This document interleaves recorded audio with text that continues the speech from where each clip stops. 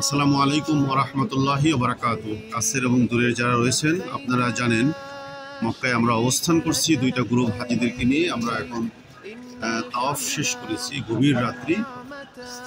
অনেক মানুষ, তারপরেও প্রচুর পরিমাণে হাজিরা এখানে রয়েছেন। আল্লাহর ঘর বড় নিয়ামত, যাদেরকে আল্লাহ ভাগ্য দিয়েছেন তারা এখানে এই পবিত্র জায়গায় আসতে পারে। আল্লাহ যিনি সকল ব্যক্তিদেরকে এই পবিত্র জায়গায় আসার তৌফিক দেন। অনেক মুসল্লি, অনেক মাঝি সাহেব ভরা। আলহামদুলিল্লাহ, আলহামদুলিল্লাহ। আমাদের হাজি সাহেবরা ওই আছে সামনে আমাদের। সবাইকে আল্লাহ এখানে যেন নিয়ে আসে, সকল মুমিন মুসলমান যেন আল্লাহ কবুল করেন। টাকার দ্বারা, পয়সার দ্বারা এই পবিত্র জায়গায় মানুষ আসতে পারে না। একমাত্র আল্লাহ যাকে ডাকেন সেই ব্যক্তি কেবলমাত্র এখানে মেহমান হয়ে আসতে পারেন।